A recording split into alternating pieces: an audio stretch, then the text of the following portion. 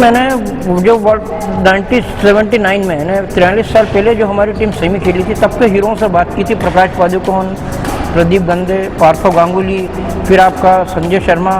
तो इन्होंने भी ये बोला था कि ये अब तक की सर्वश्रेष्ठ टीम है और वो सामने आया, उन्होंने ये करके करिश्मा करके दिखाया है। नमस्कार दोस्तों, हम हैं सरताज एकेडमी में और पीछे आप पोस्टर 2011 वनडे विश्व कप की खिताबी जीत का जरूर देख सकते हैं। लेकिन हाल फिलहाल जो थॉमस कप में भारत को खिताबी जीत मिली है, उसको 83 के विश्व कप से जोड़कर देखा जा रहा है, क्योंकि इस जीत के बाद में छोटे छोटे बच्चे अपने हाथ में बैडमिंटन लेकर लक्ष्य सेन या पीवी सिंधु बनने निकल पड़े हैं। आइए इस मुद्दे पर और चर्चा करने के लिए हम बात करते हैं धर्मेश यशला जी से, जो मध्य प्रदेश के एकमात्र नेशनल रेफरी हैं। धर्मेश यशला जी, बहुत बहुत स्वागत है आपका वेब दुनिया में। धन्यवाद आपको बहुत बहुत, और बहुत अच्छा लम्हा है ये। पहली बार हम थॉमस कप जीते हैं और किसी ने कल्पना भी नहीं की थी कि हम थॉमस कप में, जो विश्व कप है बैडमिंटन का एक तरह से, उसमें हम कभी सफलता हासिल करेंगे। जी, मेरा पहला सवाल इसी से है कि ये 83 की जीत को जोड़कर देखा जा रहा है, ये जो खिताबी जीत हमको मिली है, लक्ष्य सेन, चिराग और साईराज सात्विक, फिर किदाम्बी श्रीकांत, तो कोई एक्सपेक्ट नहीं कर रहा था इनसे कि ये इस बार थॉमस कप जीत के लाएंगे, लेकिन फिर भी 14 बार की विश्व चैंपियन को इन्होंने 3-0 से हरा के ये कप जीता है। तो क्या बिल्कुल आप भी इसे ऐसे ही देख रहे हैं क्या 83 की जीत से? ये तो सही है हमारे यहाँ, क्योंकि क्रिकेट ही सब कुछ सर्वोपरि है जी। और क्रिकेट में 83 में हम पहली बार वर्ल्ड चैंपियन बने थे। तो जैसे क्रिकेट का वर्ल्ड कप वो है, इसी तरह से बैडमिंटन का थॉमस कप उबेर कप है, में पुरुषों में थॉमस कप है और महिलाओं में उबेर कप है। और क्योंकि ये भी हम पहली बार ही जीते हैं, आज तक के इतिहास में दूसरा कभी सोचा नहीं था। हाँ, मैंने संभावनाओं में ये उम्मीद की थी कि हमारी इस बार बहुत अच्छी टीम थी, हम सेमीफाइनल तक तो पहुँच ही सकते हैं, परंतु इससे भी आगे बढ़ जाएंगे। और 3-3 हमने एक नहीं 3 पुराने वर्ल्ड चैंपियन को हराया है। सेमीफाइनल में हमने मलेशिया को हराया, जो 5 बार वर्ल्ड थॉमस कप जीत चुका है। उसके बाद हमने हराया है, क्वार्टर फाइनल में, और सेमीफाइनल में हमने डेनमार्क को हराया है, जो एक बार थॉमस कप जीत चुका है। और फिर फाइनल में तो हमने चमत्कार ही किया कि 14 बार के चैंपियन और पिछले भी चैंपियन था, इंडोनेशिया को 3-0 से हराया है जी। लेकिन एक लहर सी लग रही थी धर्मेश जी, जैसे पहले साइना ने ब्रॉन्ज मेडल लिया, हालांकि वो एक वॉकओवर था, फिर सिंधु ने सिल्वर मेडल लिया, और उसके बाद में पैरालंपियंस ने पिछले साल काफ़ी अच्छा प्रदर्शन करा। तो कहीं ना कहीं ये एक्सपेक्टेड था, एक एंटिसिपेशन था कि हाँ, एक बहुत बड़ी चीज़ बैडमिंटन में होने वाली है। नहीं, असल में क्या है, अभी तक का भारत का बैडमिंटन में जो परफॉर्मेंस रहा है वो इंडिविजुअल रहा है। ओरिजिनल में बैडमिंटन इंडिविजुअल गेम है। तो हम देखें तो ये पूरा परिवर्तन गोपी चंद के ऑल इंग्लैंड चैंपियन बनने के बाद और गोपी चंद की कोशिशों का पूरा परिणाम है।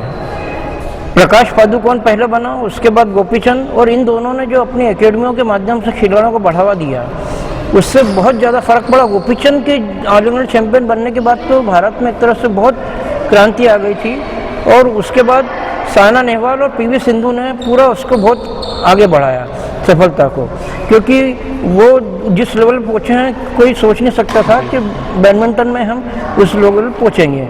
और क्रिकेट से इसलिए तुलना की जा रही है क्योंकि क्रिकेट हमारे यहाँ का सबसे मेन गेम है, और आज के माहौल में हम देखें तो क्रिकेट के बाद भारत में सबसे ज़्यादा लोकप्रिय बैडमिंटन ही है, और जिसका सारा श्रेय जाता है साइना, सिंधु, फिर श्रीकांत, ये सारी इनकी सारी सफलताओं को जाता है। फिर अभी अब एक लक्ष्य सेन भी एकदम आ गए हैं, और तो ना हमारा महिलाओं के बजाय पुरुषों में भी रिजल्ट शुरू हो गया है। ये बहुत हमारा पॉजिटिव था टीम चैंपियनशिप के लिए भी। अभी तक वैसे क्या होता था कि हमारे किसी भी टीम इवेंट में सारे टॉप प्लेयर एक साथ नहीं खेलते थे जी। इस बार हम भारतीय बैडमिंटन संगठन को बधाई देंगे कि उन्होंने सारे खिलाड़ियों को खिलाया है। इस हिसाब से टीम सिलेक्शन किया कि सारे खिलाड़ी एक साथ जुड़े।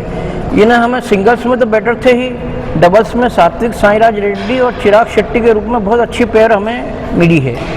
और उसका हमको पूरा फ़ायदा मिला है। हम अगर रिजल्टों का देखें तो असल में नवंबर दिसंबर से ही हमारे खिलाड़ी पुरुषों में हमें बहुत अच्छा रिजल्ट मिलने लग गया था। अपना जो किदम्बी श्रीकांत थे जो वर्ल्ड चैम्पियनशिप में फाइनल खेला, उसके बाद लक्ष्य सेन सेमीफाइनल खेला उसी में, और एच.एस. प्रणय ने क्वार्टर फाइनल खेला। तो हमारे 3 खिलाड़ी एक साथ वर्ल्ड चैम्पियनशिप में परफॉर्मेंस देना बहुत बड़ी बात थी।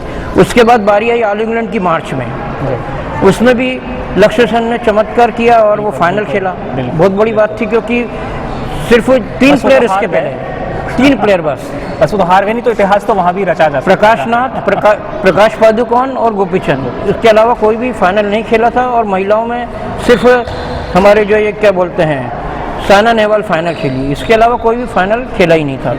तो ये जो प्रोसेस थी, उसी के बाद सात्विक साईराज रेड्डी और चिराग शेट्टी ने इसी साल इंडिया ओपन सुपर सीरीज भी जीती, सुपर 500 नई दिल्ली में, और सात्विक साईराज रेड्डी वर्ल्ड नंबर 7 तक पहुंच चुके थे। तो वो वर्ल्ड के सभी वर्ल्ड नंबर 1 इंडोनेशिया पेयर के अलावा सारे टॉप प्लेयरों को कभी न कभी हरा चुके थे। तो इस बार हमारी ये टीम सारी प्लेयर गए, उसका हमको बहुत ज़्यादा फ़ायदा मिला और हम लगातार बेटर परफॉर्मेंस देते गए। जब मलेशिया को हराया तभी लगने लगा था कि हम कुछ कर सकते हैं। उसी समय मैंने जो वर्ल्ड 1979 में 43 साल पहले जो हमारी टीम सेमी खेली थी, तब के हीरों से बात की थी। प्रकाश पादुकोण, प्रदीप गंदे, पार्थो गांगुली, फिर आपका संजय शर्मा। तो इन्होंने भी ये बोला था कि ये अब तक की सर्वश्रेष्ठ टीम है और वो सामने आया, उन्होंने ये करके करिश्मा करके दिखाया है। बिल्कुल। आपके जवाब से मैं एक और सवाल लेना चाहूँगा। थॉमस कप, क्योंकि ये जो बैडमिंटन है इसमें हमारी लड़कियां इतने ज़्यादा झंडे गाड़ चुकी हैं, तो सबको ये एक्सपेक्टेड था कि महिलाएं हो सकता है इस बार ऊबर कप ले आए, हो सकता है जो मेंस टीम है वो शायद थॉमस कप से महरूम रह जाए। लेकिन एक सरप्राइज सा मिल गया कि ऊबर कप में तो हमारी महिला टीम शायद क्वार्टर फाइनल तक जा पाई और थॉमस कप में। आपको बता दें इस बार ऊबर कप से हमको उम्मीद नहीं के बराबर थी। आपको भी नहीं थी? नहीं। ये नहीं हम क्वार्टर फाइनल पहुंच जाएंगे, यही बहुत बड़ी बात है। अच्छा, ये ऐसी उम्मीद थी क्योंकि सिर्फ पीवी सिंधु अकेली ऐसी प्लेयर थी जिसके सहारे हम सब कुछ नहीं कर सकते थे। अश्विनी पोनप्पा और सिक्की रेड्डी के बीमार होने से विड्रॉ कर लिया। उसके बाद जो हमारी दूसरी बेस्ट प्लेयर है गायत्री गोपीचंद और ट्रेसा जॉली, उसमें गायत्री गोपीचंद अनफिट हो गई। तो ये दो हमारी बेस्ट प्लेयर है वो तो खत्म ही हो गई थी। तो डबल्स में हमारा सिर्फ नाम का बचा था। सिंगल्स में साइना नेहवाल की एज ज़्यादा हो चुकी थी, तो उस कारण वो ट्रायल्स में भी खेली नहीं थी। और फिर आकर्षी कश्यप नंबर 2 थी, उसके पास अभी इस लेवल का अनुभव कम है। तो उस कारण हमें उबेर कप में तो बिल्कुल भी उम्मीद नहीं थी। क्वार्टर फाइनल खेल है, यही हमारे लिए बहुत बड़ी अचीवमेंट है। उसमें साइना नेहवाल की हाल फिलहाल में कोई खास ऐसी बड़ी उपलब्धि दिखती भी नहीं है जिसके कारण से उन पर बैंक अपॉन किया जा सके। और ये सही बात है, साइना में फिटनेस की कमी है। गेम और उसका तो कोई मुकाबला नहीं है। हमें देखें कि ऑल इंग्लैंड में उसने वर्ल्ड नंबर 1 अकाने याकामुजी जापान है, उनसे 3 गेम कराए। उसके बाद एशियाई चैंपियनशिप में भी जो एशियाई चैंपियन बनी चीन की खिलाड़ी वांग करके, उससे भी 3 गेम कराए हैं। और अभी जो थाईलैंड ओपन हुआ है बैंकॉक में, उसमें भी कोरियन खिलाड़ी से 3 गेम कराए हैं। तो वो फाइट कर दे रही है बराबर, परंतु स्ट्रेंथ स्टेमिना के मामले में वो कर रही है क्योंकि उम्र अब 32 साल की हो गई है, परंतु जो फिर भी अपने लेवल तक तो वो कोशिश कर रही है। फिर भी मेरा अगला सवाल आपसे ये है कि चिराग और सात्विक साईराज काफ़ी अनलकी रहे थे। सिर्फ एक ही मैच वो हारे थे, लेकिन फिर भी आगे नहीं जा पाए थे ओलंपिक में। श्रीकांत भी क्वालिफाई नहीं कर पाए थे पिछले ओलंपिक्स के लिए। लेकिन ये वाली जो थॉमस कप की खिताबी जीत है, ये कितना कॉन्फिडेंस देने वाली है ओलंपिक 2024 के लिए? नहीं, काफ़ी कॉन्फिडेंस बढ़ेगा भारत में बैडमिंटन के लिए भी काम होगा। अब आपको बता दें कि जिस दिन हम जीते उसी दिन भारतीय बैडमिंटन संगठन की दिल्ली में मीटिंग हुई कार्यकारिणी की।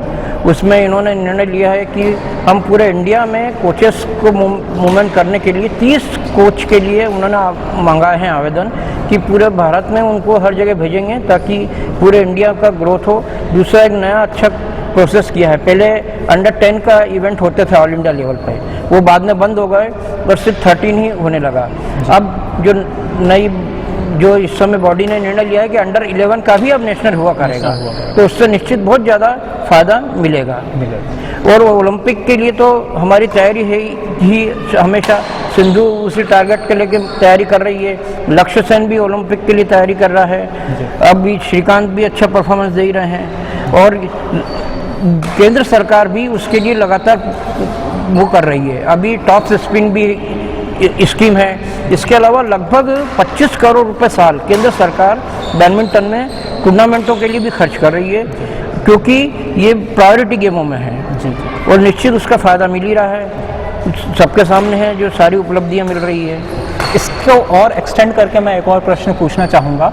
अभी का जो पूल है, जो ये 4 बैडमिंटन खिलाड़ी हैं, पुरुष बैडमिंटन खिलाड़ी हैं, उसमें से या प्रणय वगैरह और भी आप नाम ले सकते हैं, आपको एक खिलाड़ी का नाम लेना होगा जो सबसे पहला पुरुष बैडमिंटन खिलाड़ी बन सकता है 2024 में, जो हमको गोल्ड या सिल्वर या ब्रॉन्ज लेके आ सकता है। मतलब कौन दिखता है आपको कि हाँ ये तो ज़रूर लेके आएगा मेडल?